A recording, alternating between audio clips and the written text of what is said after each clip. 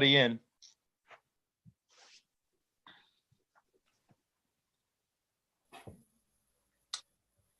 Tell me when. Just waiting for it to load up since it's on my desktop because the other computer is busy. It looks like you're good to go. And All right, there's nobody to bring in. It's just you guys. Okay. I'd like to call to order the Board of Finance regularly scheduled meeting for Wednesday, December 9th, 2020. Let's call to order with the Pledge of Allegiance. Pledge allegiance to the flag of the United States of America and to the republic for which it stands, one nation, under God, indivisible, with liberty and justice for all. All right. Well, welcome, everybody. Public comment. Hearing no public comment or seeing no hands raised, let's go on to communications. Okay, so we had three.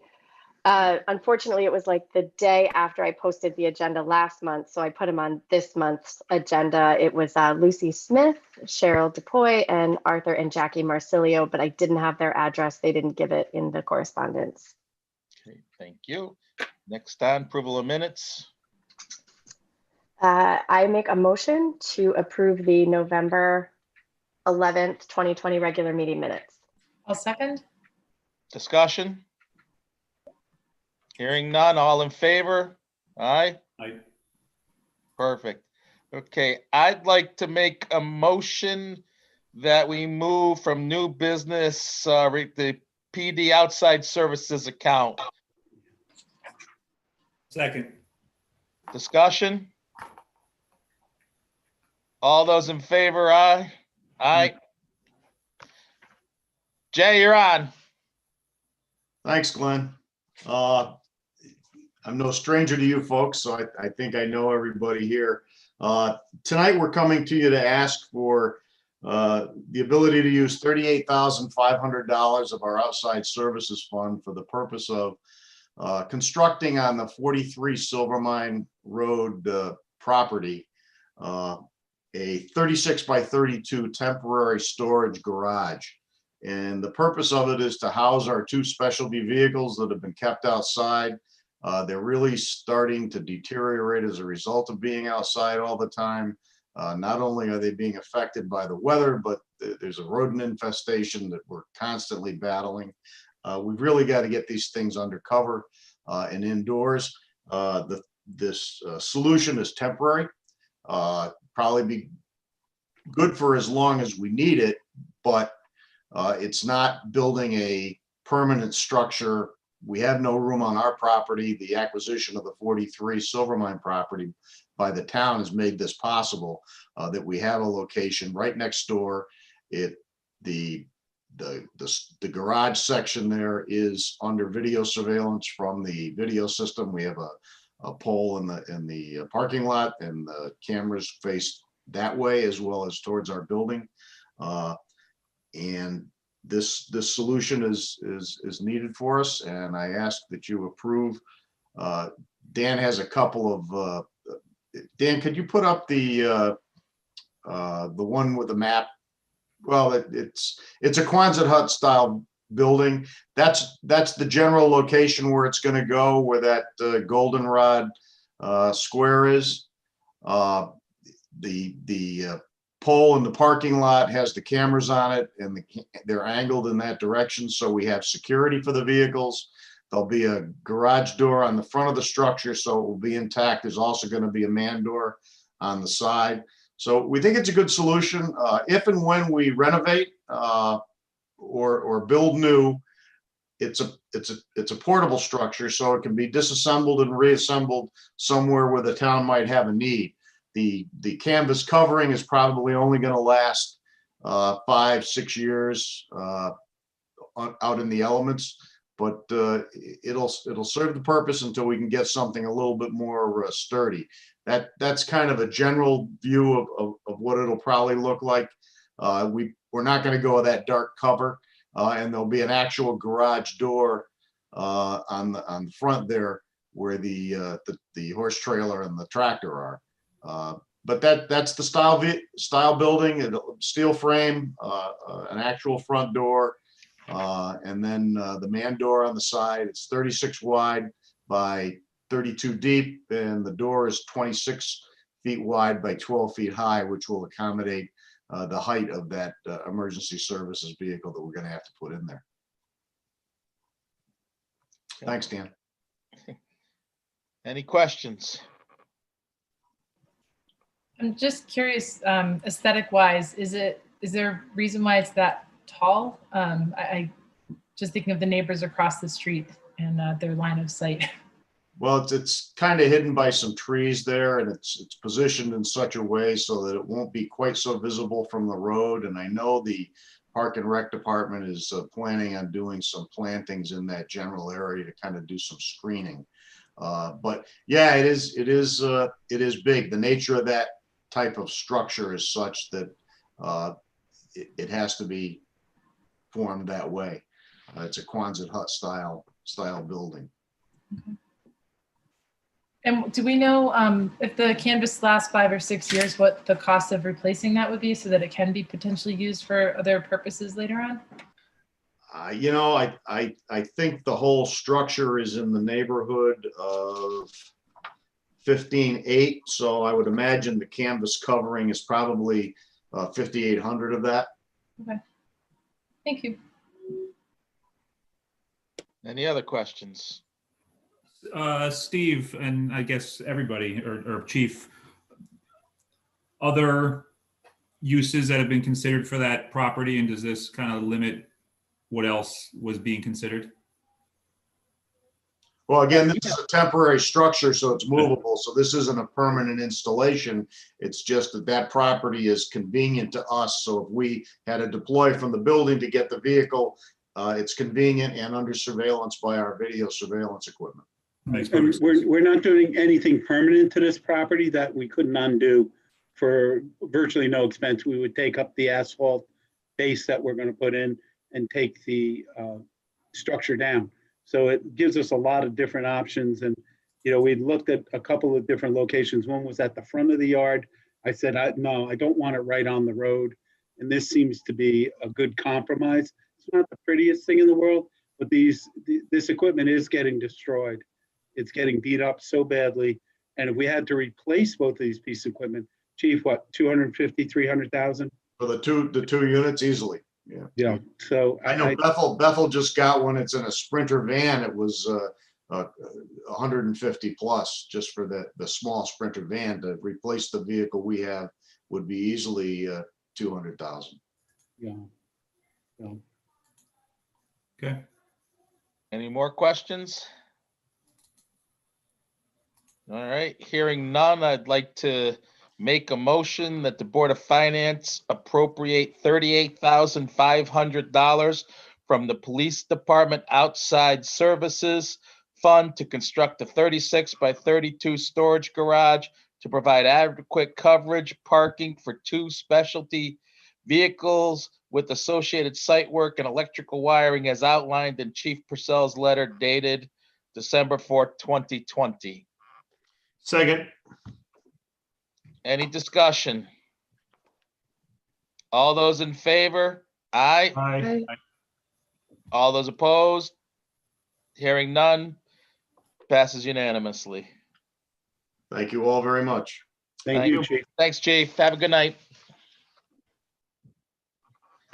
All right, Steve, we'll go to you next then. How's that? Sure, if you want to. Okay, Selectmen reports. I'm happy to report, I think Dan's aware of this already, maybe some of the other members, but the public isn't. We've finished our annual report. It's with the auditors now. Marcia will give a little more detail.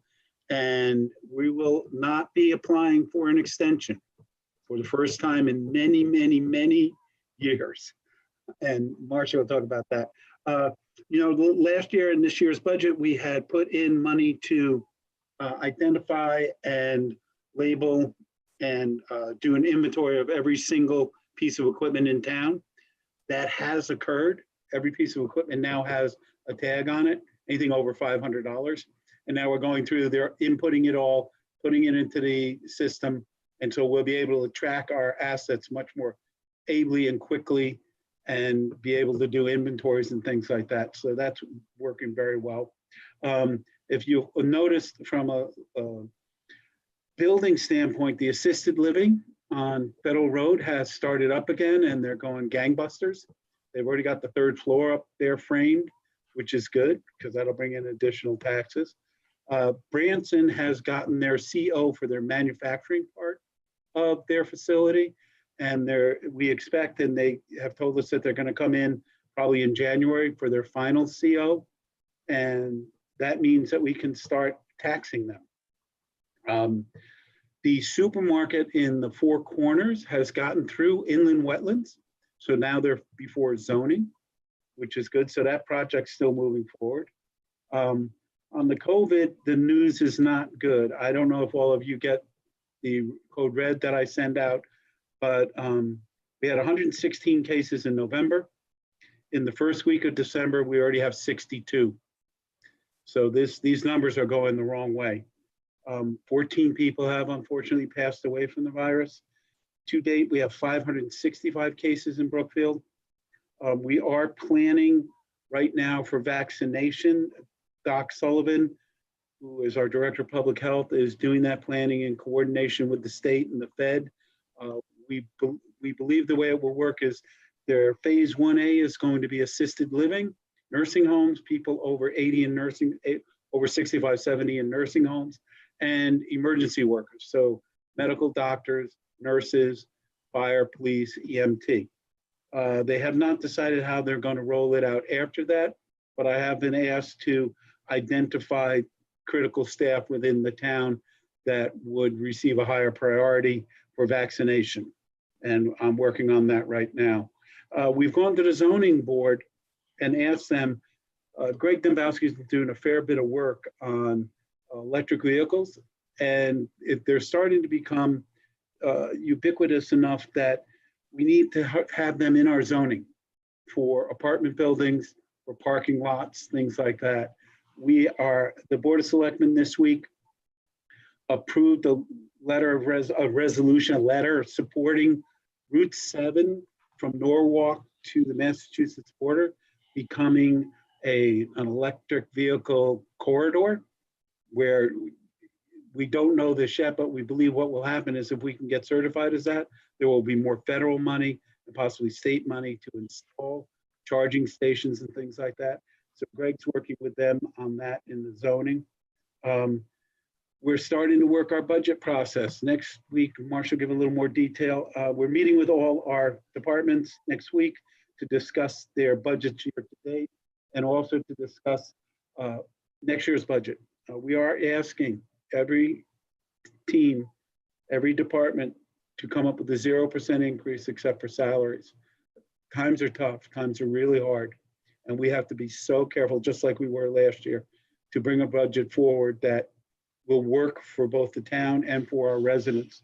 And I think we can do that. As you all know, Dom Min, I think you know, our IT director, has retired.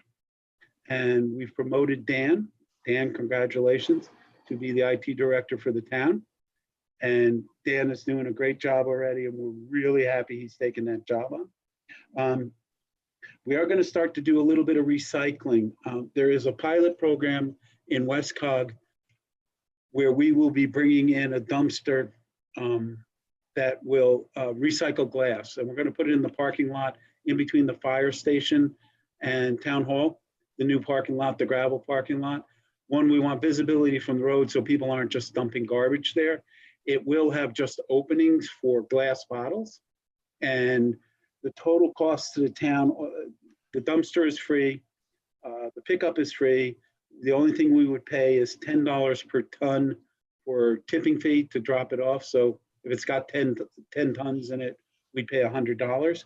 Based on other towns in the area that are doing this, that would cost us somewhere between $200, we think, and $500 a year at the max. We think it'll be more towards the lower end because we're not as big as some of the other towns, and it takes a while to come up. Phase 4 of the streetscape, we're ready to go out to bid. It'll be going out to bid in the next 2 to 3 weeks. And phase 5, we are holding off a little bit on. Phase 5 is the intersection of Laurel Hill and Federal Road. And we're originally going to do that with phase 3, but the supermarket is going in right there. So we don't want to install anything that the supermarket, when they do their final design, that we'd have to rip something out or have them rip something out. So we're going to coordinate with them, and then we'll move forward on phase 5. As you know, that's fully funded. The time and attendance system, the town has decided to use Kronos, and we will be using that across police, Board of Ed, Town Hall, Parks and Rec. Everybody will be using that. It'll be a few months implementation. There is quite a bit of setup and structure we need to put in place to get that up and running, but that should work very well for us. And that's pretty much it for my report. All right. Any questions for Steve? Just a question about the recycling program. I guess I've gotten so used to having recycling pickup as part of our trash service. Is there a need for it in town? Yeah, that's a really good question, because everybody thinks we have single stream recycling. It's not single stream. The materials they're receiving are so contaminated, they cannot separate. Plastic bags, glass bottles. So we're going to have to, with China shutting down their entire market for taking in recycling, China used to take in just shiploads full of single stream, mixed glass, paper, plastic, everything. They're not doing that anymore. India has cut back significantly on what they'll accept. So the single stream really only worked when we had other countries willing to take this material as is. That's not true anymore. So we're going to have to find another better way to recycle. And what we found is, you know, when we did the hazardous waste up at the high school, there were about 700 cars came to that. Over 500 were from Brookfield. Wow. About 3 months ago in October, 2 months ago in October, Bethel held a hazardous waste recycling. And anyone in the West Cog area, in HRRA, in our area, can go to any recycling event. 2 cars went to Bethel. Wow. This has also happened with the electronics recycling that we've done a couple times. If you do it locally, your local residents show up, and they show up in mass. So what I'd like to do, and we're working on this now, is hopefully to try and build our own recycling yard so you can recycle everything: paper, cardboard, mattresses, batteries, gasoline, everything. And it's better for the environment. These operations typically, with the fees you collect, and right now you don't get a lot of money for the recycled materials when you send them out, but you get an 80 to 85% cover on the cost. So it's a pretty reasonable thing. We haven't fully vetted it out, but it's something I would like to look at least. I'm sorry, that was a long-winded answer to your question. That's the question. Thank you. All right. Anybody else? Marcia, your dime now. All right. Okay, and as I understand it, Steve, they didn't get any of the background information. So I'll talk about it, and hopefully you can send that out, or I'll forward it to you again after I'm done. So the economic dashboard, the important things are COVID. The COVID, as you know, is not in a good position. These are the positivity rates a day, the blue bars, and then the orange line is the 14-day moving average. And this starts, in case you can't see that small, this starts in June, so we don't have it town by town until that time. So that is not good. This is the 14-day moving average of new cases per 100,000 population. Also not good. This is the unemployment statistics that I'm a little bit surprised that the Brookfield unemployment rate and the number of unemployed is going down. So we're still at 475 unemployed here. So with respect to this year, that I'm very cautious, and I know that Steve thinks maybe I'm a little too cautious. But it's the accounting background. That the rules are that if it's bad, you report it right away, and if it's good, you wait till it really happens. So take it with a grain of salt. But right now, if you look at the revenue budget report that Steve's gonna send, the taxes, we're on target with taxes. We're very similar to our 2020 year for year to date. Licenses and permits, they're up. We've collected 67% of our budget. Building permits look like they will be over budget. I've put 50,000 in there, but hopefully that's the minimum. We did get one big permit from Brookfield Village. But even without that, we should be over budget. The building permits are doing well. Intergovernmental, that we heard last week at a CCM conference, Connecticut Conference of Municipalities, both the majority and minority speakers were there, and they both said that they're not going to cut our grants this year. We took a 15% cut on that, thinking that they might. So that's $275,000. The COVID funding, I'll go back to that, but we'll talk about that in a minute. Charges for services, conveyance taxes are doing great. And we've collected $245,000 of our $280,000 budget. Very conservatively, we're hoping to be 100,000 over budget. Town clerk fees, just when she thinks nobody else can refinance, 30 more people send in their refinancing. So she's well over budget, close to her budget so far in 5 months, with all these refinancing fees that she's collecting. The senior center and the trips, they're not happening, so that'll be down, but the expense side, they're down too. Police fees, I talked to Jay earlier to find out why their fees are already over budget, and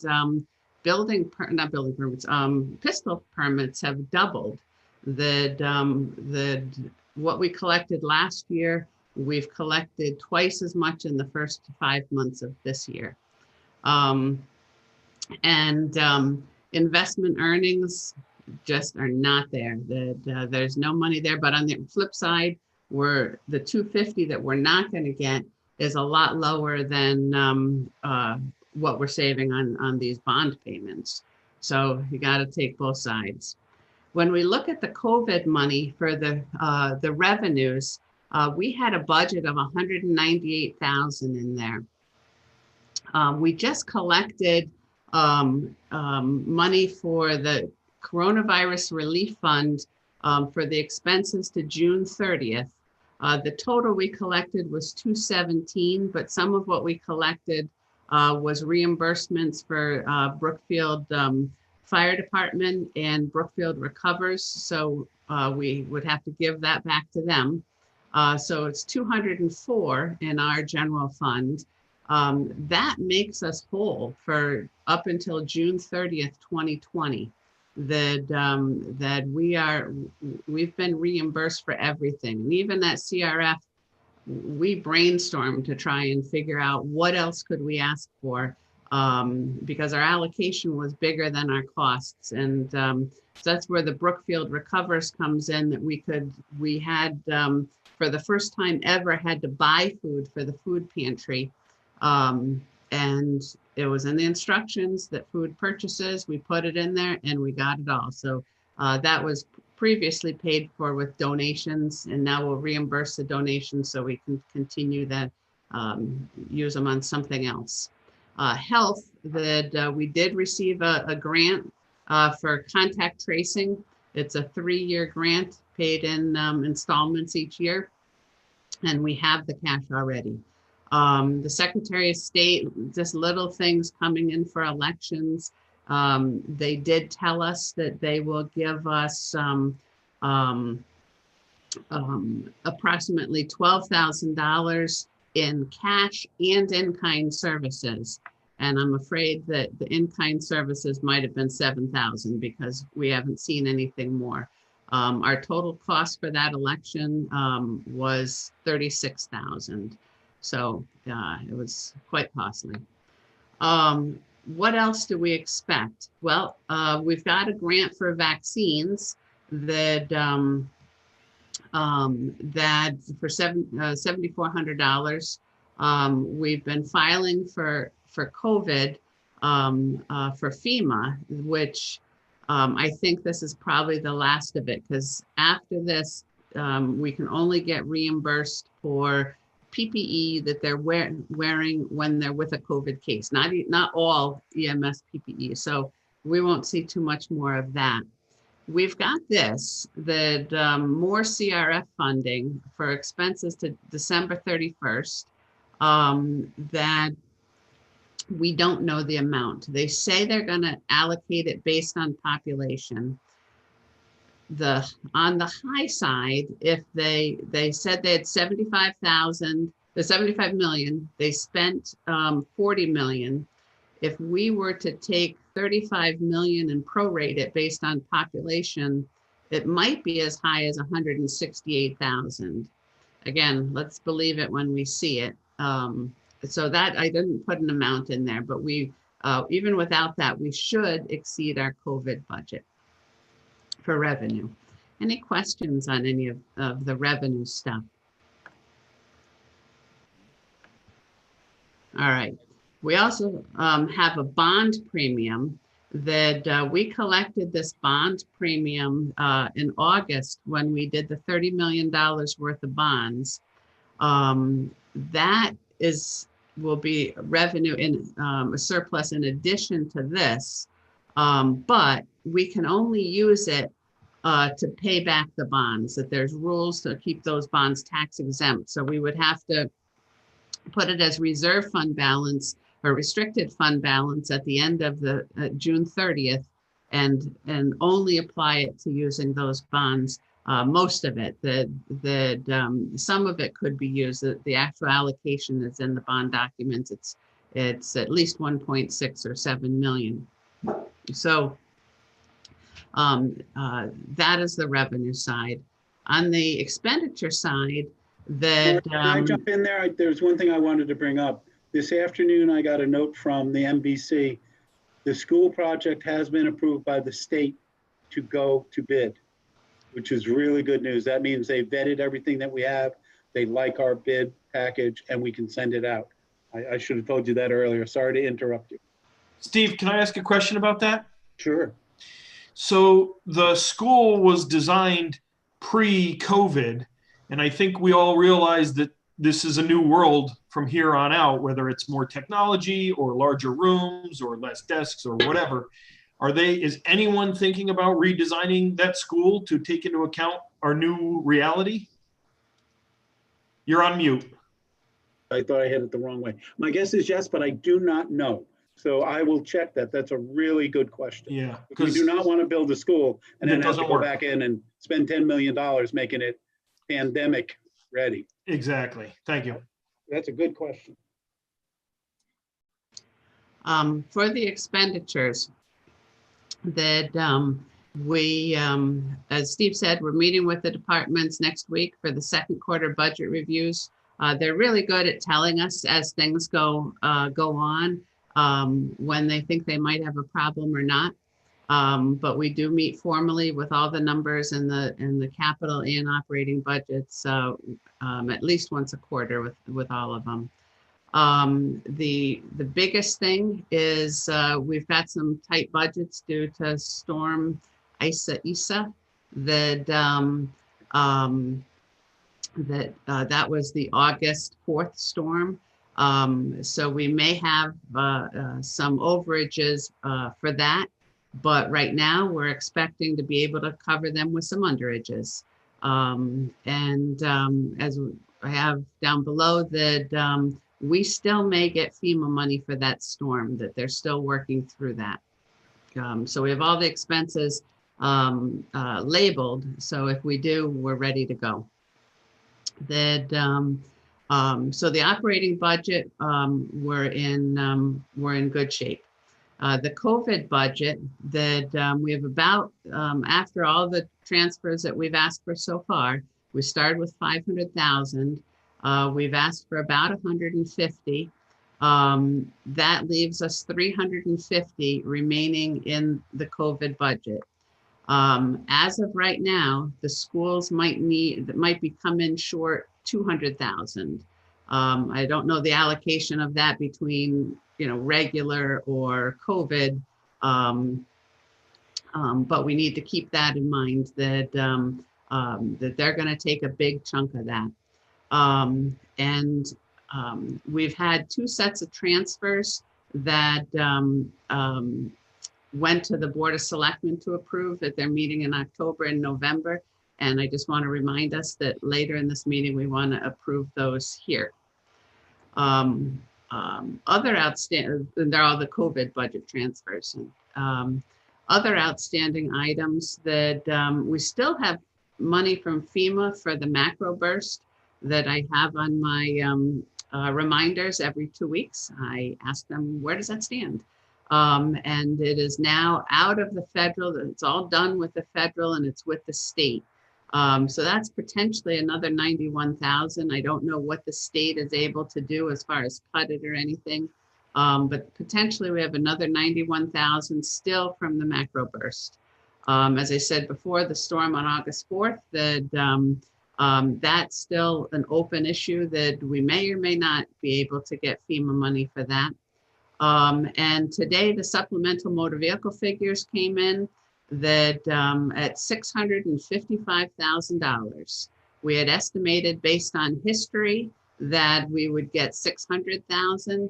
We reduced it when we were trying to cut things back, not knowing what would happen with COVID. Apparently people are still buying cars. The budget as it stands now is 535 as collected money. This is total, so we won't collect it all, but that's good news.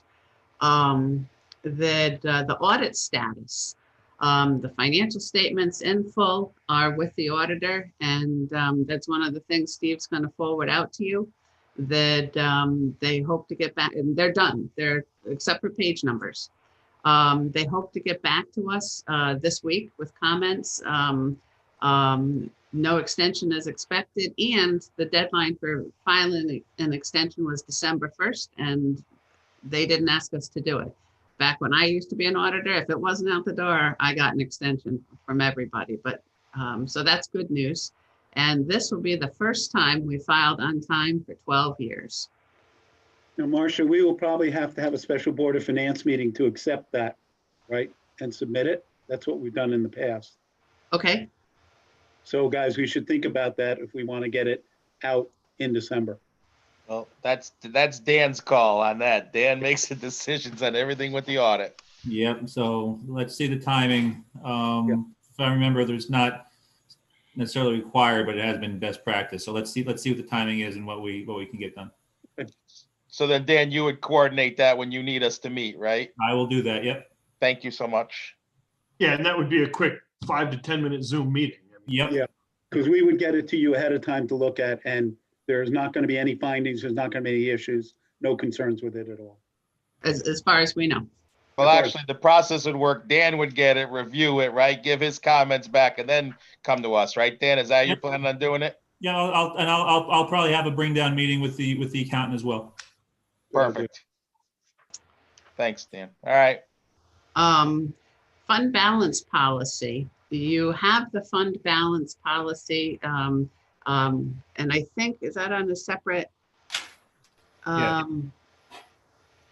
That's on a separate agenda item, so I will go back to that later. Okay. Any questions for me? No. The approval of the COVID minutes is what we already approved, but we had the wrong wording, right? So we just got to get the correct wording in. Right. Yes. Okay, so we can do that later. All right. BOE asked for their update. They said that they got a lot going on and asked if they could catch up with us the next meeting. They're working on their budgets. They're dealing with a lot of obviously in-school issues, so they won't be attending tonight. But I think that Marcia and Steve, you guys are still working, and Eileen are still working with the Board of Ed, and you don't see any issues, right? Everybody seems to be on the right page. Yeah, I think we're all on the same page. Eileen, you agree? I do, yeah. They're going through and looking line by line like we were hoping they would. And, I think Bob did a good job of starting off the conversation at the meeting on Monday.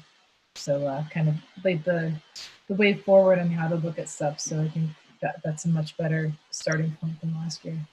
And then Eileen, if you don't mind, you cited on their meetings and everything, financially, they seem to be okay on their budget. I know we have that 200,000 that Marcia outlined, but other than that, they're pretty well on page too. Yeah. I didn't. There weren't big outliers. All right, Steve, you want to add to that anything? No, I agree with Eileen. I think we're working very well together. John, Ken, and I are meeting, and Marcia and I are meeting weekly. We didn't meet this week, but we're meeting weekly just to discuss issues, concerns, and any problems that are coming up, so we can get them out, get in front of them with all the boards. It's working well. Awesome. Marcia, you want to add anything? Nope, I agree. Perfect. All right, Dan, you want to do the audit then? Report of the committees? Nothing more to report other than a hearty thank you for the hard work that Marcia and her staff has done. Two audits in a calendar year. Getting this one out on time is just fabulous. It achieved the goal that Marcia and I had when she joined. So well done. Thank you. Perfect. And I'd like to thank you, Dan, too, because you've taken this on and worked with Marcia and helped us out as a board tremendously as well. So thank you. All right, we're on to new business. Any old business first? Is there any old business we need to attend to? None. All right, new business, Marcia. Yes, I'm trying to get my screens here. Let me figure out where I am.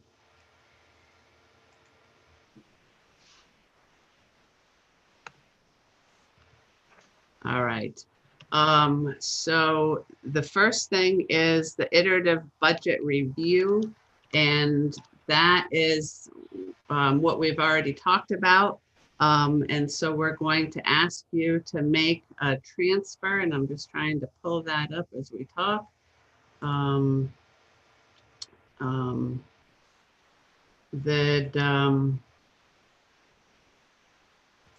me share the screen here.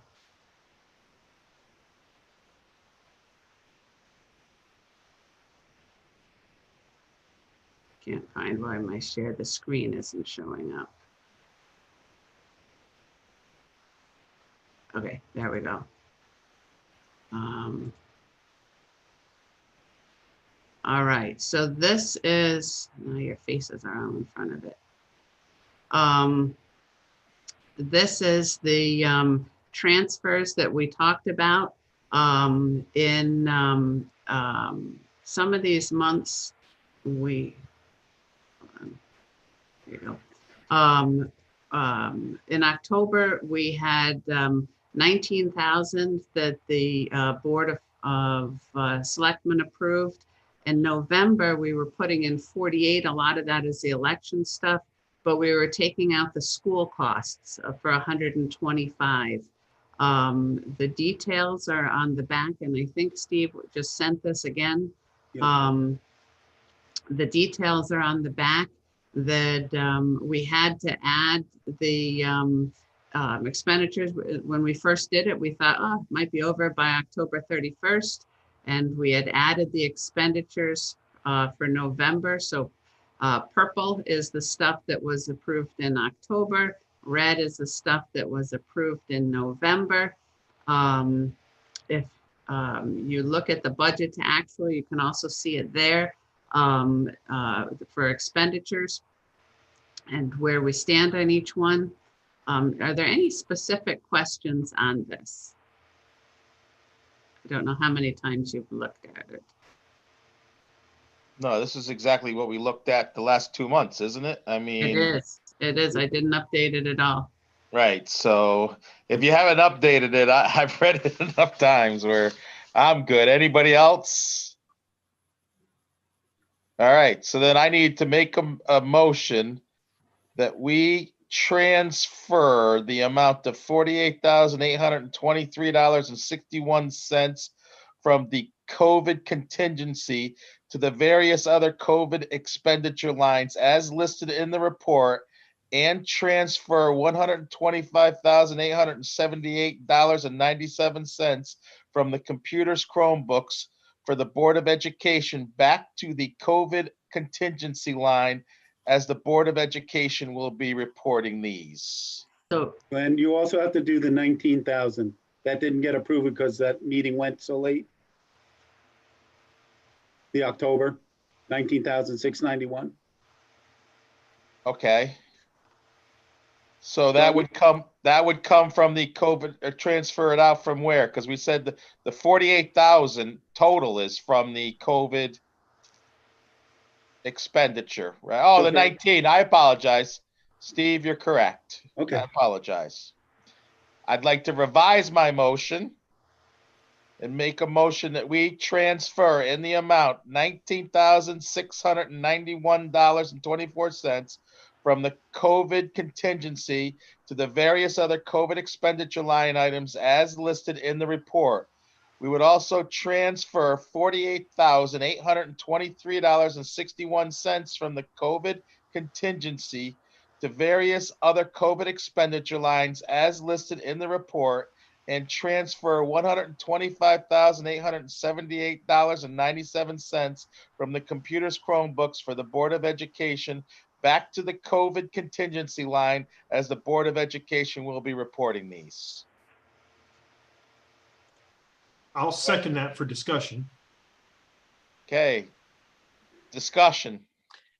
Can we do all those in the same, we can transfer in and out in the same motion, Steve?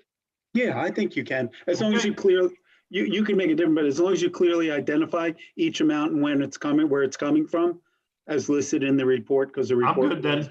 Yeah, Thank you. I'm good with that. Any other discussion? Hearing none, all those in favor? All right. Any opposed? Hearing none, motion passes.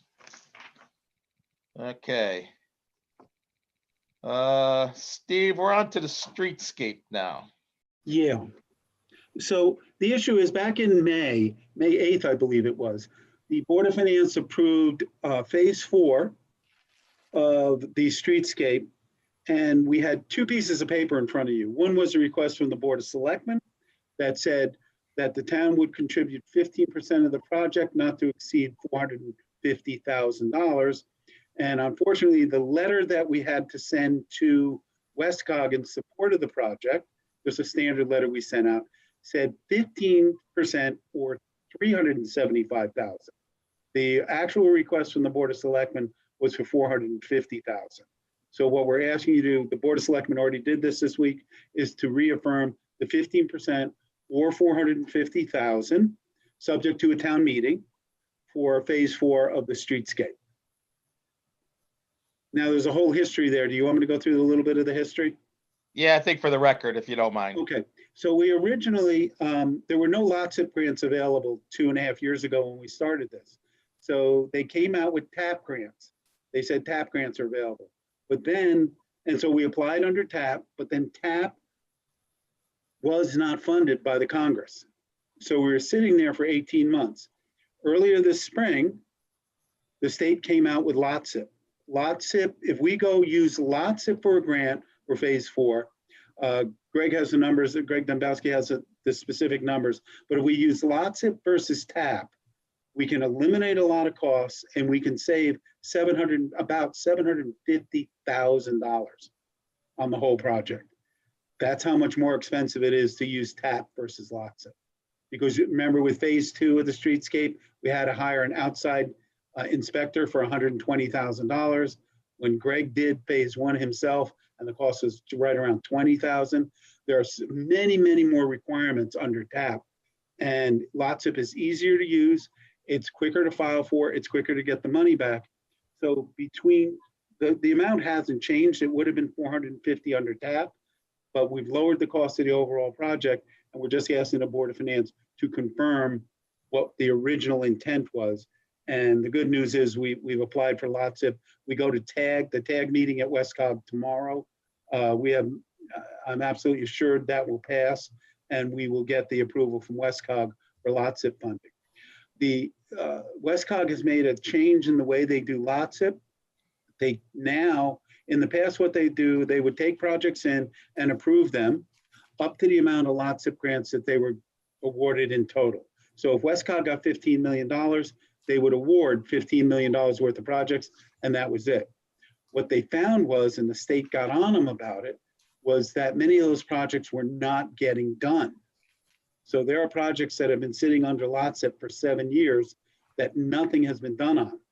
So WestCog, as a group, we decided we are going to approve projects more than the amount that we've been allocated, and it's a first come, first serve. You get your project in, you get it started, you get funded. So I'm absolutely sure that we will get approved for this, and then we can start planning for it. Any So, questions? yeah, Steve, so the 450 grand was based on the TAP amount. So if we're saving 700,000 or 800,000, that 15% should come, that 450 should drop back down to that 375, 385 range. Very good question. The reason it's not is the original TAP grant had the original grant application had the sidewalks going up to the Enclave property, skipping over the Enclave property, and then going up to Newbury. It's pretty clear the developer on the Enclave has had that approved for 10 years. They were supposed to have this done before the town got up there. So the town is going to go all the way up there, so it's more expensive in total. So we're adding on to the project to Yes. go back to hit that 450 grand number. But it doesn't make any sense. The state would not approve us doing this if we put 2 sidewalks to nowhere. Understood. Yeah, that's a good question, Mark. Any other questions? Okay, hearing none, I'd like to make a motion that we approve a town match for phase 4 of the streetscape in the amount up to not to exceed 15% or $450,000 of the cost. I'll second. Okay, discussion. No discussion. All right, all those in favor? All right, all those opposed? Hearing none, motion passes. Thank you, guys. All right, we're on to you again now, Steve, the assessment schedule for the water line. Okay, good. Marcia, can you bring up the final assessment page? So I had a long conversation. Mark called me, and I also spoke to Glenn about this as to what would be the most appropriate assessment rates for each of the houses and the town. And Mark had said to me, and you know what, I agree with him, that we cannot overly burden the residents along the line, especially those that do not need a new water line. And he made a very good point. So we discussed it in detail and made adjustments to it. And you can see what we've done here. If you look at the second 2 columns, right? The orange highlighted houses and properties are affected wells that we have tested. There are 7 of them, and they do have salts and chlorides above the limits allowed. The green ones are houses that were tested and are below the limits. These are all the houses that have been tested. So it's 7 properties that we would be able to include in the project, not 30 like we discussed as a possibility in the past. What we've done is the town has absorbed 92% of the cost of the water line, and the thinking, and I think Mark agrees with me on this, the schools are going to be using the vast majority of the water. So that seemed fair.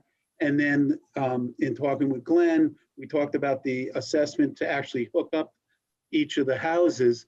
And, you know, the state has been coming after us. And I think I make a fair point here that the state isn't mandating us or asking us to put a water line in front of somebody's house. They're asking us to connect to their houses.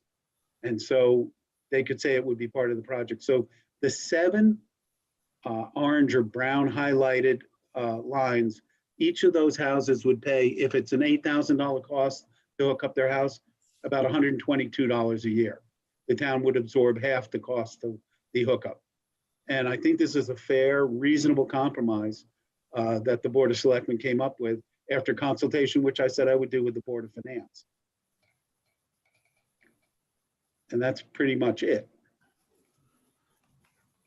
Dan, go ahead. You look like you want to weigh in. No, I just wanted to ask Mark and Glenn to weigh in on the conversations you had with Steve and confirm you're on board with this and agree.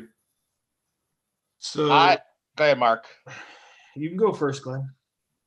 I spoke to Steve briefly because I felt we had to come up with something that we could push forward, somehow scalable in some manner. I said I would support, Steve and the first selectman because they run the town on how to move forward on this. The numbers, I haven't consumed them yet, Dan, if you want to know the truth. I haven't I have. broke them down all the way. But I think Steve's worked hard to get them to present to us. And I want us as a group to look at them, Dan. So my conversation with Steve was get it to a point where we could have a good discussion, get it to a point where what Steve thought was fair. And again, Steve, is the first selectman. So I gave him, I support the first selectman as running the town to get to a solution. How's that? Great, thanks. All right. So, yeah, I had a discussion with Steve. Steve, I appreciate the work you guys put into this, of trying to get that cost down. The school is going to use the vast majority of the water. If the school wasn't going there, I don't think this would even be a conversation we'd be having. It would be a whole different conversation with the potential lawsuits or whatever. But therefore, in my mind, the school's town for the school, however we do that, has got to bear the brunt of the project. So, in general, lowering the costs and getting them to $3,000 and $4,000 and $5,000, a couple of them are at $2,000. Well, it pains me, because we can't, the people can't vote on this as they usually would. Every other time we force it amongst a group of people, at least the town has been able to vote on it. So this is something we're doing without the town being able to vote, which all of us aren't happy about.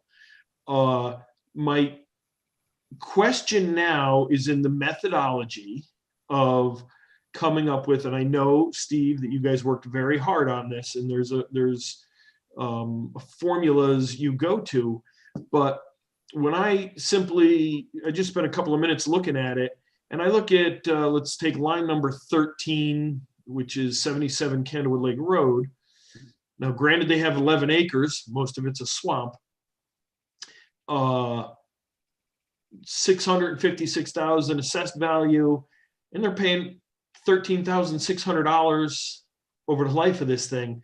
Whereas somebody so they're 656, somebody whose house, their neighbor, at 667 assessed value is paying $10,000 less.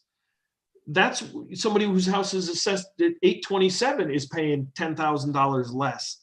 So it seems that this is skewed way more on the property side than I know frontage, all of them have relatively the same frontage, but I'm thinking assessed value's got to carry more than acreage value.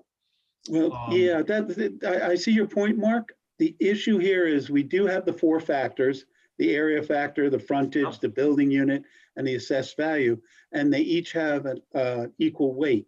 The problem with that one property is they have anywhere from 10 to 20 times more property than anyone else. That's the problem with that one. I get it. It doesn't appear to me on an aerial view map to be usable property. It just seems a little on the unfair side to me. And again, nothing's going to be perfect. Nothing's going to make me thrilled. Yeah. The Board of Selectmen, you raise a good point here. The Board of Selectmen does have the right to adjust these for equity and fairness. Yeah. So we can go back and look at that and say, you know what? We're going to lower that to say $400 a month and absorb it in the town side Right. to make it a little more equitable. And then that's the reason the ordinance was actually written that way for Yeah. exactly what you're saying, Mark. Yeah. So I wouldn't have a problem doing that at all. None I of the don't other want to ones distribute jump. that cost to others. Yeah, none of the other ones jump out at me at anything crazy. I mean, would I be happy if the town assessed me $6,899.13 for city water, which I would never use, even if they hooked it up to my house? I would get bottled water before I would drink the fluoride and chlorine. But I understand that's where we're at. So, if that one can be adjusted, I'm Okay.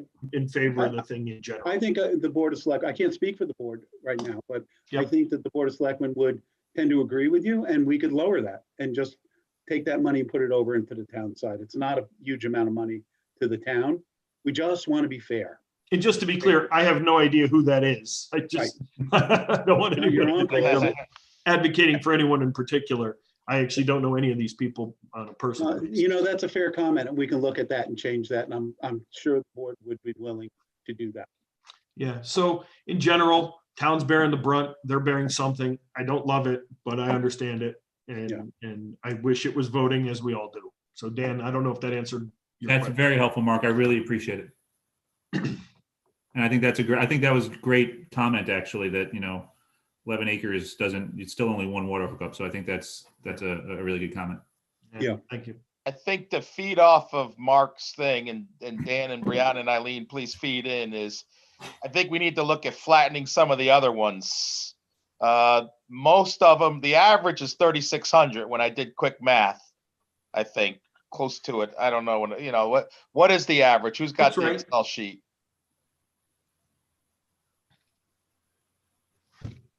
Does anyone have the Excel sheet live? I don't have it live, no. Well, 30 we do want to be careful in making any changes. They have to have very distinct, clear reasons. Right. For example, Mark's point that this is, and I think you're right, Mark, it's mostly swamp.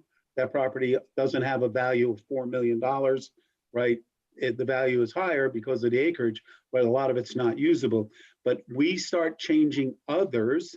Steve, you've answered my question. Never mind. You've nailed it. How's that? Okay. Yeah, your point is beyond valid and can't be argued. So I never got that from you, Glenn. What the heck? yeah, but he nailed it. I could see the light once he said something. The light turned on. Just because it's beyond valid doesn't mean it can't be argued. I mean, No, because Dan, he had a process behind what he did. That's what we like, right? We always said that. We love the paving because there's a model behind it, right? Exactly. And we don't want to open ourselves up to lawsuits. Steve, Other you people. totally did good on that. You answered the question. So from my point of view, and obviously just one member of the board, if you take one more look at it, I think with your Board of Selectmen, go through it again. I think Mark's right. And, we got to take it easy as much as we can on the taxpayers. Nobody can vote on it, but we still need it for the school. We approved it for the school. So I think you got to come up with the fairest way. And, does any of this a great answer? No, but I think it's a good answer. How's that? So Dan, you want to put your 2 cents in? I'm good. No, I appreciate that you guys taking the lead on this. I reviewed it and didn't study it as much as you, but it makes sense. Steve's explanation makes sense. Your reviews were helpful. It's a shame that we're doing it this way, but I think making the best of a bad situation. So I'm good. Brianna, you want to? No, I agree. I think we're doing the best we can with what we've got. There's, so. Okay. Eileen? I've got nothing. I think Dan put it really well. All right. Marcia, do you have anything you want to add that we may be missing? No, I'm good. All right, Steve, I think like we've all said, I think if you just go back to the Board of Selectmen one more time and give it a quick review. I mean, we don't have to approve it. You went to us, but I think that you know our opinion, right? Well, yeah, what we're going to do now, we've already set a public hearing for this. And Yep. then the Board of Selectmen will have a special meeting after that. And we will get an updated spreadsheet for everybody. Everybody's will remain the same except for the Timothy's, the Lucky Trust. And Okay. we'll adjust that one. All right. I think, like Mark said, you did a good job on that, and we made, the best we could out of a situation. Yeah, it's not the best circumstances that we're working under. We never want to spend money of the town or charge people without getting as much say as we can from the people. Perfect. And I'd like to thank you for letting us weigh in on it a little bit, because I do know it's your decision as a Board of Selectmen, but we appreciate you consulting with us on that. Yeah, I think in this case, sometimes, too many chefs can ruin something. But when you have something this big and this important affecting this many people in their pocketbooks, it's always better. I'm always willing to work with you guys, get your input. You've given me good input. And I think we've achieved a very good solution for a very difficult problem. All right, thank you. It's appreciated. Fund balance policy, Marcia. All right, so I only got one question on that and prepared this little schedule. Dan asked, what would it look like going forward? How long before we reach our fund balance? So the first thing I did, and I'll make it a little bigger, was I went back 10 years. That what if we had done this back then? And we had some prior period adjustments and stuff, so the numbers are a little bit wanky. But if we had done this, and it kind of shows how the fund balance policy is working, that this is at the end of the year, that this new little pocket of money called available for appropriations, that we're trying to take half of any surplus or profit that we make during the year, set it aside, don't touch it. And we're trying to take the other half and say, okay, if we needed additional appropriations, that's what we'd use. So if we had that set up, that we take our annual surplus in 2011, half of it goes to this available for appropriation. That's this little calculation that pulls over here. But we had an additional appropriation that year that we would have used some of it. So we would have had 72 at the end. And then in 2012, we had a surplus, half goes here. We had to use some of it. We actually used all of it and more because we had some big additional appropriations here. And so if we were to take that, we could see our fund balance over the last 10 years has gone up by approximately 8%. So then I took and I said, okay, well, what if going forward, if we were to do that? Part of the policy is that we have a contingency so that we don't do additional appropriations, because those are looked down upon. If we have a contingency, like we have the COVID contingency, we have it in there and we keep going back and forth. And so the contingency policy and the fund balance policy go hand in hand. So just changing some assumptions that this is going forward. This is the budget for this year. If we were to say that the budget's going to increase 3% per year, we have a contingency and we just don't spend that contingency, but everything else is spot on, that we don't reach it for the next 10 years. But if we say, okay, well, the average up here of our surpluses was $600,000, that if we said, okay, we know we have to be under budget, so we should always have a surplus for expenditures because we don't have the option to be over budget. If it was 600,000, that we would reach where we want to be in about 7 years. So I don't know how else to answer that on how long it will take.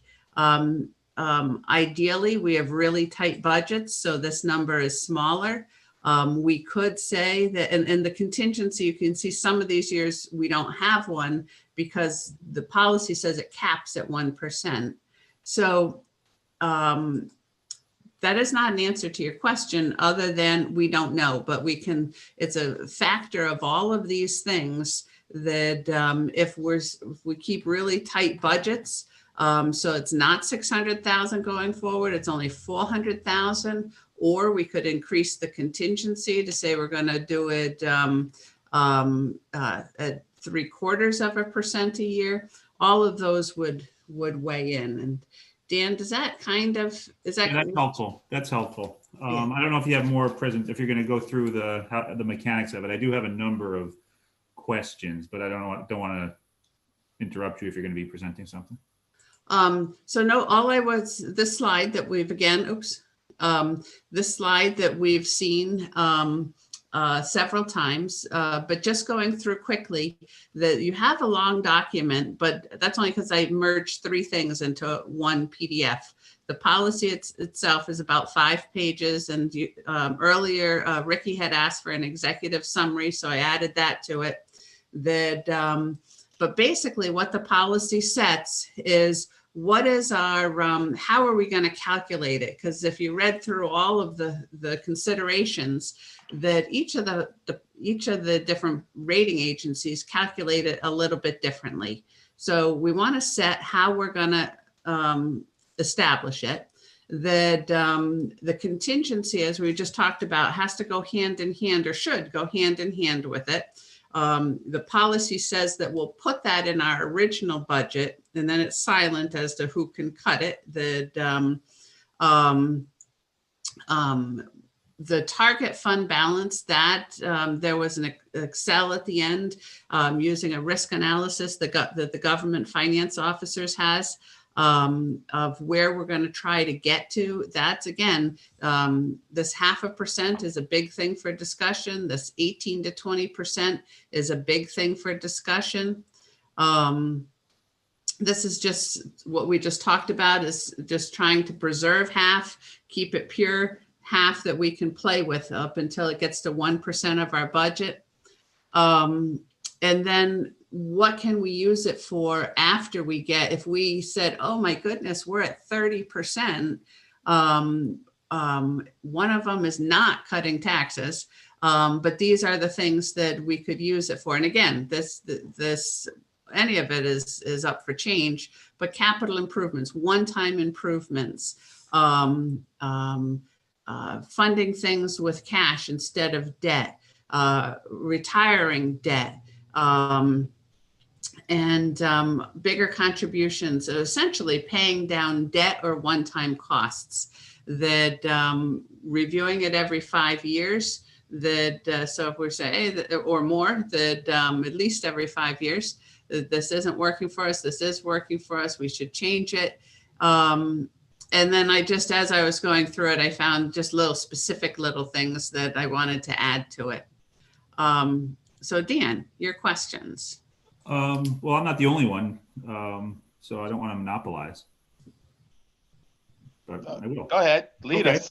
So just so I understand, the mechanics of it is that we will, when we're doing our budget, let's say like we're doing our budget this March, and we're setting up all the various funds, and we think we'll need a contingency because there's unsurety here, and we think there's going to need a contingency for COVID or schools, and we establish that. We then would add an additional 50 basis points of the entire budget to contingency for this purpose. Is that how you're envisioning it?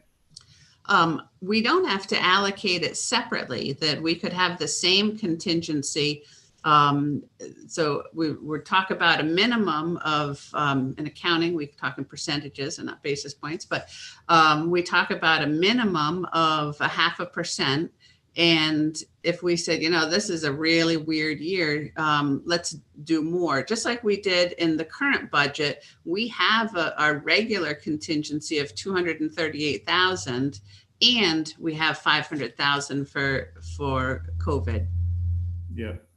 So I'm just wondering, so the idea of the contingency isn't necessarily to replenish the fund balance, but it's for operations plus some cushion, and hopefully there'll be surplus. Is that the idea? Because I was wondering why, if this was the purpose, why not just create a separate kind of fund replenishment fund for 50.5% every year, and that way it doesn't get commingled and threatened to be used for other purposes.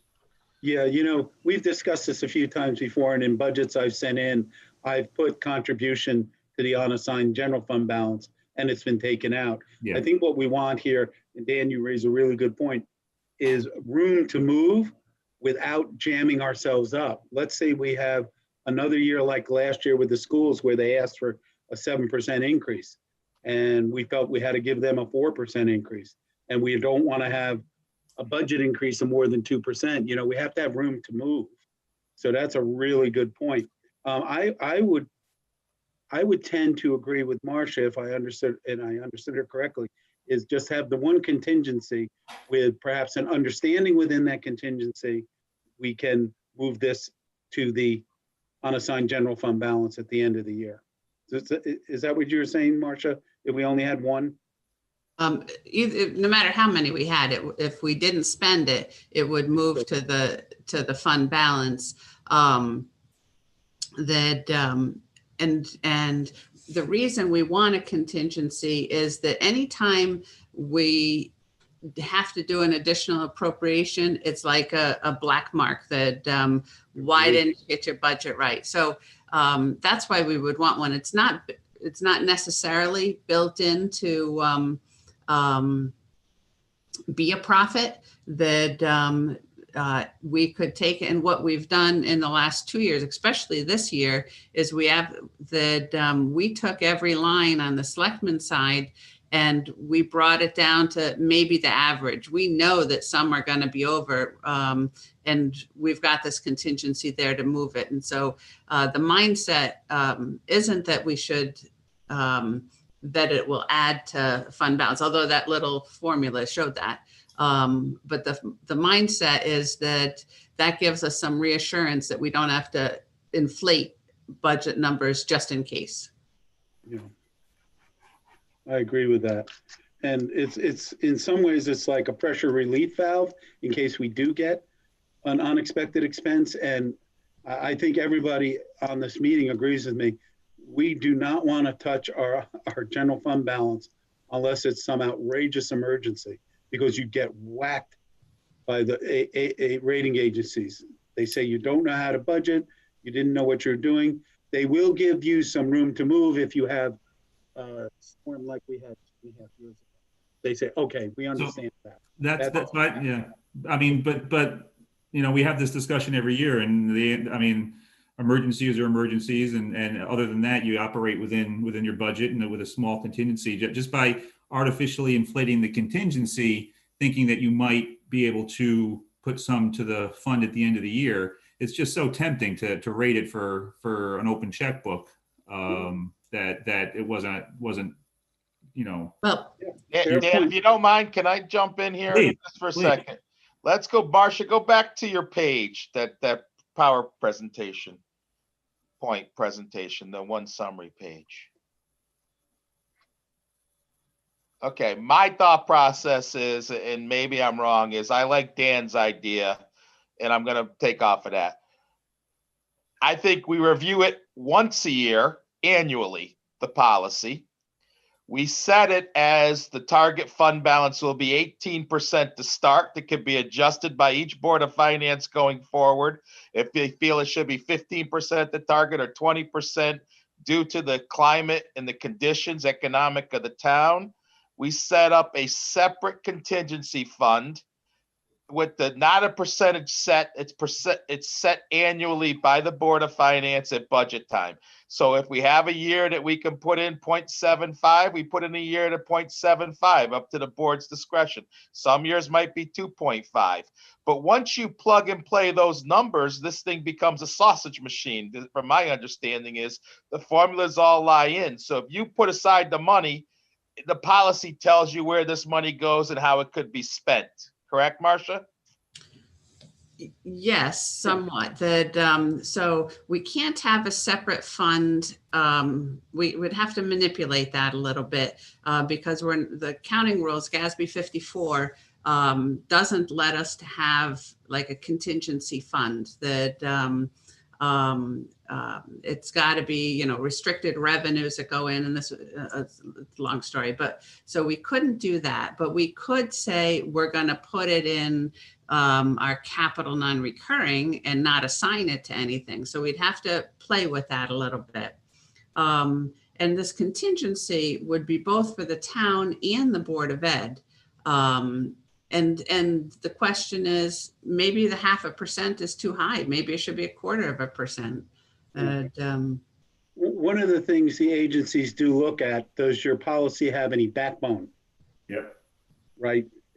Does your policy require you to make some extraordinary measures to actually change it? You know what I mean? Okay, all right. So that brings up another topic that I wanted to cover. I mean, we have a policy that says we're going to be at 18 to 20%. We're currently, if I looked at 6:30, we're under this ratio, we're at about 12.9%. Right. So significantly under what the policy dictates. Not going to get there for probably a decade to hit these policy numbers. How meaningful is our target if we're 10 years away from achieving it? And there's, you know, that I guess that's my first question. Yeah, it's probably more like 15 to 20 years before we get to it. The numbers I'm looking at. It very well could be, but the rating agencies look at it. Do you have a goal, and what is your plan to get to that goal? They don't look, and they look at historically, what have you done with your general fund policy? What has actually occurred? And we have a very good story there. It's grown every single year. So if it takes us 10 years, they would look at it and say, okay, this is what I think they would say. And Marcia, you know them as well as I do. Having a policy is much better than not having a policy. Having a policy that has a little backbone is appropriate. And it's going to take a long time to get there. It is. Mark, you're absolutely right. But that doesn't mean we shouldn't try. No, I didn't say we shouldn't try. Yeah, but I didn't say you did. You know, I have a issue. You know, for a couple of things. One is I think this particular board and selectmen, maybe not education, didn't really help this year, but finance did a really good job of not attacking our general fund. Right, we were one of the only towns in the area that didn't do that. So we have a record of trying not to do that. We can put a policy in place, right? We can all agree to some policy somehow, but I have an issue, you know, hindsight is always 20/20. So I wouldn't want the next board or 2 boards down the road to look back on us and say, what were these people doing? You know, they've locked us into something that's unattainable because of whatever, God forbid, Corona part 2 happens or who knows what. Yeah. This is very, very. It's a balancing act. You're right, Mark. We want enough meat to it that the rating agencies will be happy with it, but enough room to move so we don't tie our hands or future boards' hands into doing something that they absolutely think at that point in time they can't. Right. Another pandemic. And I think it would behoove us to make sure, certainly for the short term, we're able to follow this thing to the letter, because we're still in coronavirus. If this vaccine fails or God knows what, and it gets worse, and we put this policy into place in our first year, we don't follow it, what is that? Yeah, no, good point. So it's not that strict, because if you look at this, where did it go? The policy review. It'll be reviewed at least every 5 years for improvements, changes, and updates. So we could put it in place and change it every year. Well, I would think that if we're selling this to us, that the rating agency wants us to have a long-term policy we're not going to hit for 15 to 20 years, and we're going to change it every 2 years, 3 years, even 5 years. I don't think that's very good either. I agree. Yeah, but the policy is aspirational in many of its aspects, and that's what the rating agencies like to see. the way you think about these things. The rating agency wants an aspirational policy, which by They'd like to definition see means it. something that's maybe not unattainable, but close to unattainable. It's going to be a hard sell to me. I'm Yeah. gonna argue the opposite point of you, Mark, on that. Like, Go ahead. no, where you're saying we don't want to hamstring future boards, but yet this board in prior years, we've worked well with Steve to get these numbers where they are to actually grow the general fund. And where years past, the boards and the first selectman didn't do as good of a job. So too loose gets us back into the same boat of where we were years ago. The problem that we're starting with, why it's gonna take so Well, long, we- is we're behind now. Right. than, Marcia, if I may respond to Glenn, Yeah, go ahead. we have that high opinion of ourselves now that we're doing great and we're better than any board before us. But time will bear that out. I didn't say that. I said the numbers are trending in a very good direction over the past 3 years, 4 years. You said, unlike prior boards, we've done a better job. And The numbers just saying, I apologize for my wording. somewhere down the road, people, I hope they don't. I hope they look and say we did great. But we never know. Hindsight is 2020, and I don't want to set a policy for the future that necessarily. I'm not agreeing to this, but I really need to get into this. I think we would do well to have a shorter term goal laid out that maybe it's a 15% in 5 years. I feel like with 4-year terms and whatnot, there's definitely situations out of our hand, but I think to have a shorter term vision on it and maybe ultimately in 10 years, say 18 to 20, to have something a little more achievable on a closer scale. Maybe the review is every 2 to 4 years, based on who's on the board and the terms. I'm concerned about us saying, putting this 0.5% towards the total budget in contingency, but then turning around and potentially cutting other budget line items. I mean, I understand we need to build up the general fund. I think that's well known by everybody. But I think it's a hard sell for other, citizens that don't know the full implications of the budget and how this process works. So I think we just have to be careful how we approach that or sell it to the town when we get nicked for big contingency funds in other budget reviews by public comment and everything. So I think we just need to be aware of that going into it. I like the step function of goals. That's great.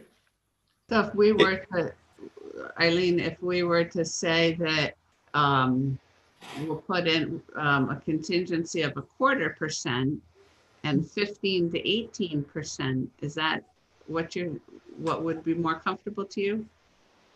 I mean, I think to start looking at it within the next, 15 to 18%, but with a goal in mind of achieving that in the next 5 years, because the board can change drastically in the next 10 years. So I think maybe even having it marked at by 2025, be up to a 15% or a 16%, and then by 2030 that we've reached the 18 to 20% range. So, still project the 18 to 20, but at least have a shorter term goal in mind that we can work towards. That seems achievable. My only concern, and this is just off the top of my head, is if we said, okay, in 5 years, we want to be at whatever percent it is, 14, 15, 16. What if we're not? In this case, we're not budgeting for any profits, and I can't see that we ever would budget for a profit. So this is our goal for year 5. What do we do that year that we're not there yet? And so I guess. All right. I'm going to throw something out there for the think tank, and maybe it's in the policy, Marcia, and if it is, I apologize.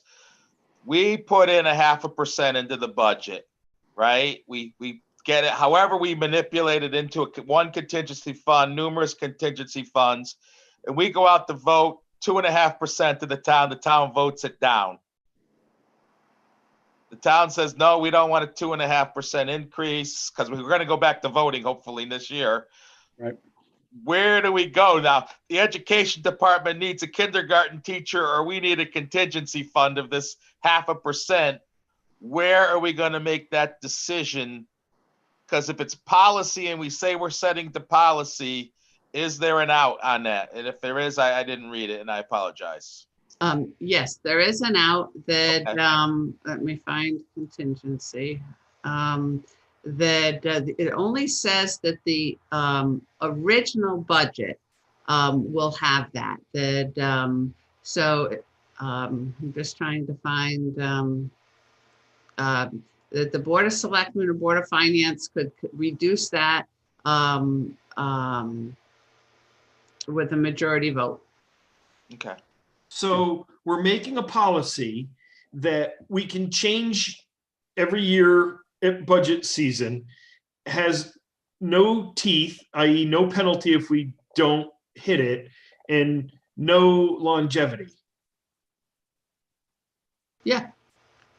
We're trying to keep it as flexible as possible. But it's a guideline, more along the lines, right? Yeah. I mean, You know, the But if rating you have a agency- guideline, hold on, if we have a guideline and we don't follow our guideline, because we've made it too easy for future boards to get out of it, and so they stop following this guideline, how does that affect us? If the boards consistently every year didn't follow the guidelines, the rating agencies would say, guys, you got a piece of paper and that's all you've got. If in one year it was a very tough year, and as you said, maybe we need to add kindergarten teachers or whatever, and we didn't follow it, and we had a good reason that we could explain to the rating agencies, hey, this is a year we had a budget that didn't pass, we had these additional expenses, so we had to take it out this year, but it's still our goal to do this in the future, right? I think they would accept that. They understand that we don't have a crystal ball as to what's going to happen. So if we undermined it every single year, they would say, guys, not good. It doesn't make any sense. You might as well not have a policy. But if we're consistently trying to achieve the goals of the policy, they take that into consideration. And that's exactly my point, Steve, is while Steve Dunn is first selectman and Dan and Glenn and is the Board of Finance, some point down the future, that's not going to be the case. Yep. And that board could be harming us. We could be harming that board by having this policy in place. Well, I have a question. Harming the rating of the town for that board. all right, who had a question? I did. Go ahead. So I just want to make sure I just understood what was just talked about in the last 5 minutes. So starting from Glenn, let's say we put a budget out to the town. We've added in that 0.5%, and the town decides we don't want to pay that much. And then we have to obviously redo the budget based on what we think might go again. In that case, is that basically what everybody is saying, or Glenn is saying too, is that do you think us or other boards to follow would use that 0.5% and say, well, let's just take the 0.5% off because we've added that in, we'll take that off and send it back out. That could happen year over year over year. Am I following this correctly? You are following that correctly, and hope and the goal is that is a conscious effort that maybe there's some peer pressure that says, hey, think about this. This isn't what we had intended to do. So what if we said something to the effect of, if a situation like that occurred, we would allow to cut let's just say the 0.5%, but we would not ever bring it to 0. So if we wrote in something in the policy stating that, well, if we throw in 0.5 and that doesn't fly, we can only take 0.25% of that 0.5 off. And then we need to go back to the original budget on both the school side and the town side and find things to cut from there. So we're constantly putting just something towards that. Just my 2 cents. And that's a great point, Brianna. But again, I go to, we're telling people, we know that this is a 15 to 20 year plan to get there. We're trying to tell people 15 years in the future that we're gonna, I forget what your term was, Marcia. We're gonna shame them into doing what we think is best for them.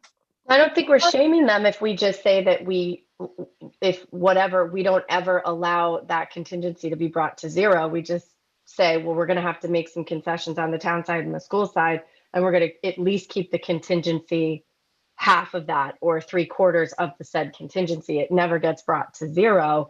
We're not really shaming anybody, but at that point, we're just saying you can't not do it. You got to do something. Also, Marcia, can you email me this contingency thing as a separate thing so I can read the whole thing at some time? We're not voting on this tonight. No. We're just looking for feedback. Right. So I personally need more time to.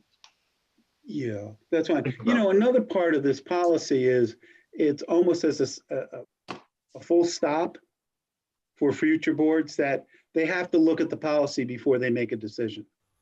And I think that's always a good idea.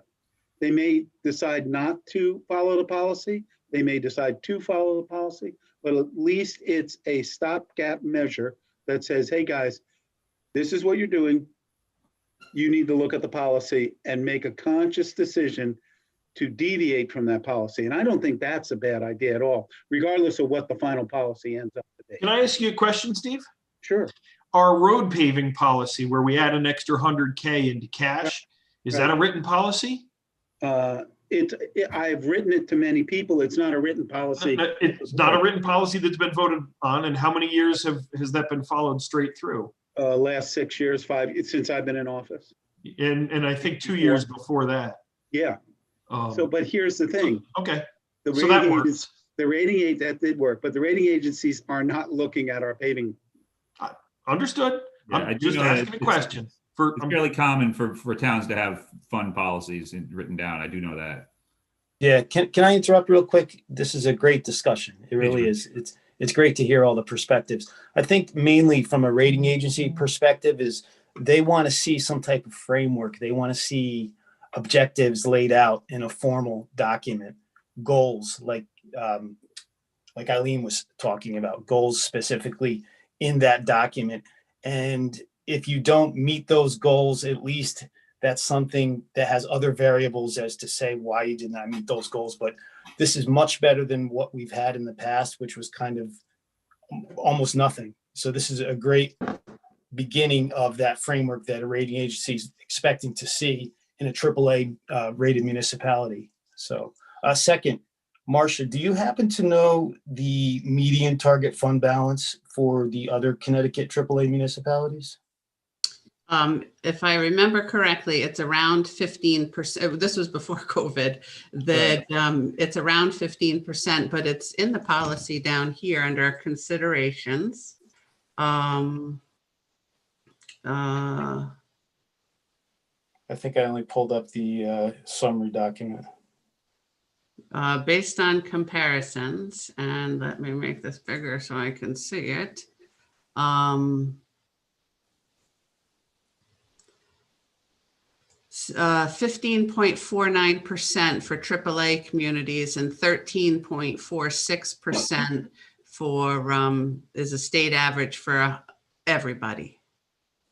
So we're trying to exceed that at our minimum. Right. Correct. Is that an apples to apples? Are we using the same components to the ratio? Yes. Committed plus assigned plus unassigned, or not committed? Not committed, assigned and unassigned. Just assigned and unassigned, okay. Yep. And that's what John, can I ask John Lucas a question? Sure. So she's off the page where she was at, but the rating agencies don't look at that paragraph that says the board can change it any year or anytime they want and understand that this thing has no teeth?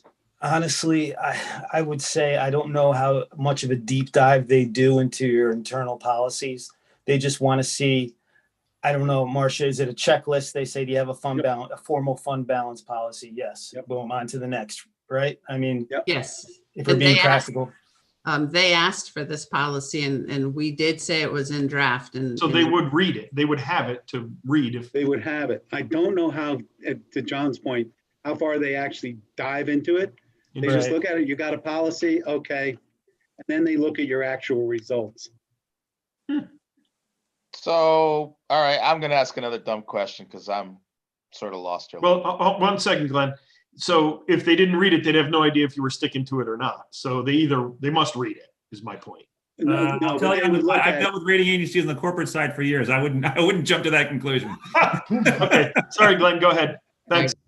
Why do we have to put a percentage in there? Why can't we have all the goals and that the contingency balance that we have at the end of each year just rolls right into the policy? So it doesn't state we put extra money away. What it states is whatever contingency balance is left over, it has to follow this policy on how we're going to spend it and how it can be spent. Yep. Why do we have to put a percentage there? I mean, each board then would have the flexibility in the course of the year to say, like we did this year, Marcia, 500,000 here, 238 there. What it's saying is anything left over just can't be spent on a project or something. There's a policy that we need to follow that 50% goes here, blah, blah, blah. These are the reasons that we can spend that extra money on from the contingency fund. I get that there's expenditures and everything else. The revenue comes in higher. There's a lot of different variables that come up to our end of the year surplus. But the contingency fund, if we didn't put a percentage on that, it just followed whatever balance is left in the contingency fund goes to X, Y, and Z. Would that work? it could, it wouldn't be as strong as this policy. Right. But, I think, yeah, I agree with that. That this policy says that 50% of any surplus from any source goes to the general fund. And I did have to adjust it in my little notes down here. Like, we don't want 50% of the premium that crosses fiscal years to go in. So I have to figure out the wording for something like that. That's the part of the policy I like the best, is mandating that 50% of anything gets set aside. Okay, but then why do we have to put the percentage on the front end? 50%. I agree with you. That I agree with as well. And why is our target fund balance so high? Maybe that's what I'm missing. So on the target fund balance, the way we did that was it's always going to be at least 16.6% because that's the minimum fund balance that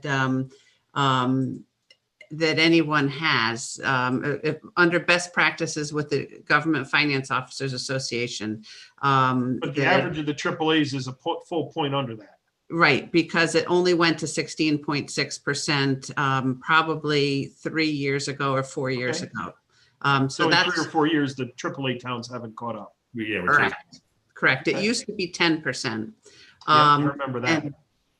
And so the reason we got that so high was we looked at this risk assessment that the GFOA gives us this template. And again, it's all not part of the policy. I just threw it into one PDF. Gives us this template and we answer the questions on, is this a risk? Is this a risk? And we give percentages and it spits back the percent for us of where it thinks that we should be for our target. But Marcia, hold on. So if we're targeting 18 to 20% so that we have stuff to cover these emergencies, but we're also going to get bit in the ass if we pull the money out, why wouldn't we just get to the 16.6 and then any other money past that we put into some other type that we could actually draw off of without getting penalized? Well, we would not get penalized if we had something like the storm 2.5 years ago. They realized acts of God. That's why you have an unassigned general fund balance to take care of those things. So they're not going to knock you down for that. What they do knock you down is if you're taking money from your general fund every year to cover budget underruns.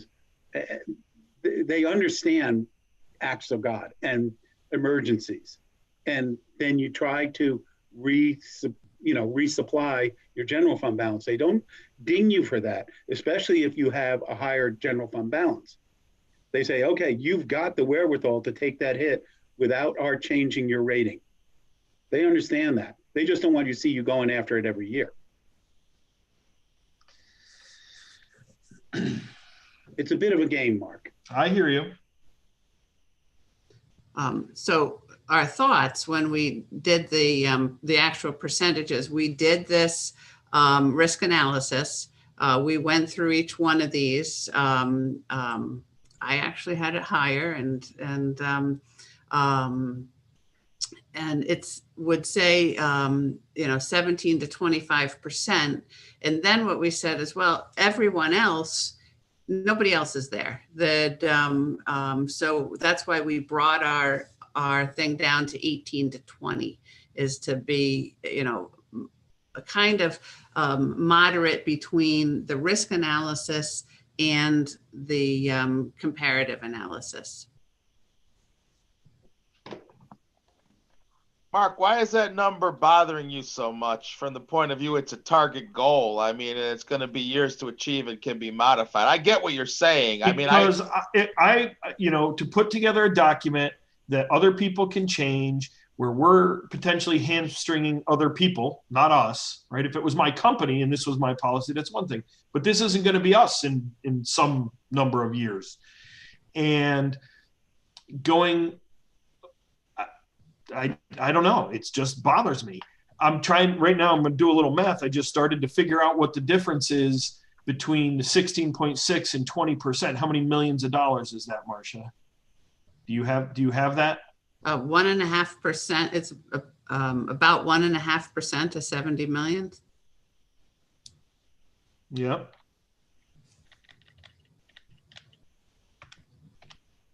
Million change. So a million and change. That's 1.5%. So that's at the minimum, and at the max, it's 3.5%. So we're at $4 million. How much did the macro burst cost us? Have we ever had anything bigger than that hit us? I don't think so. That total cost is about $2.2 million total cost. Yeah. So a lot of that back, FEMA. We got a lot of that back. Wow. We've had some big things. Thanks to you guys. We have had some big things that have hit us. I don't know. I know this is the macro burst. I don't know what these were. But the other thing that part of reviewing this is also to review this. Let me find it again here. Also to review the template because one of the reasons that we're high on the template right now is we're building a school for $70 million and that's figured into here. So when someone says, oh, wait a minute, that we now have a school, that we don't have that issue, that all of our specific circumstances right now are built into here, that we've got high debt, that's built into here. If our debt is less, then we would bring it down. So all of that is open for people to review going forward, to say, oh, look at circumstances have changed. Marcia, do they ever write language instead of a hard number percentage? Do they ever do like a benchmark of similarly rated municipalities in the state of Connecticut, peg it to the median fund balance percentage at a given point in time? Or is that too vague? Well, the GFOA didn't do that because this is their template here. But we could do that. Just going with the trend of from a macro view, if you're looking for all of the factors that determine whether or not you're going to meet this target, to come up with a number, I totally get it, and I respect the GFOA's assumptions there.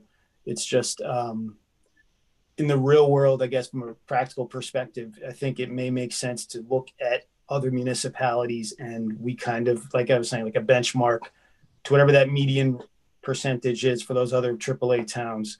That's our target. That's our goal, so that we're on the same playing field as other verified AAA rated municipalities. So we kind of have something to compare apples to apples to, you know, because our 18% of revenues may tell a different story than, you know, Greenwich. They're, you know, from a magnitude.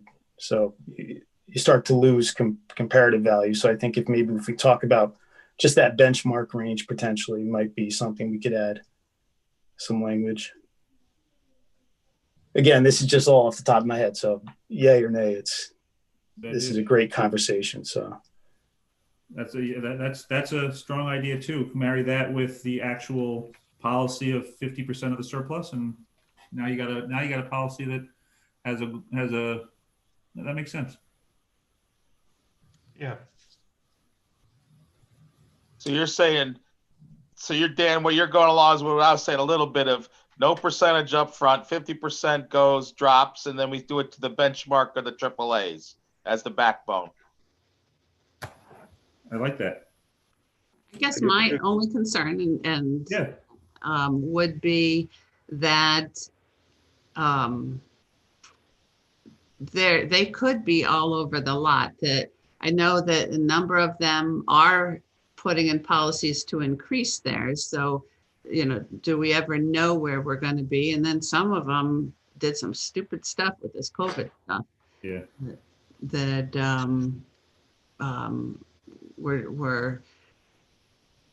we may not be basing it on the best thinking. Yeah, I mean, there's outliers on both. I mean, if you use the median, not the average, then yeah. that'll right, Eileen? Isn't that how that works? It was a joke. Did we lose her? No.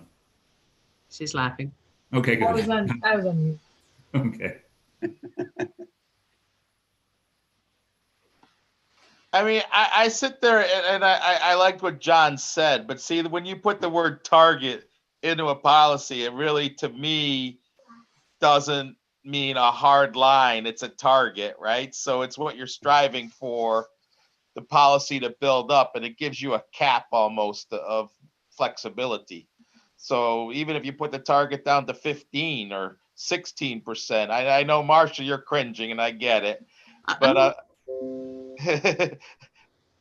but if we set, because it can be reviewed again, right? I mean, you're putting in the review. So if you put in a review 3 years, okay, or instead of 5, it gives you a chance to evaluate where we are in 3 years. Not we as in this group, but we as in the town.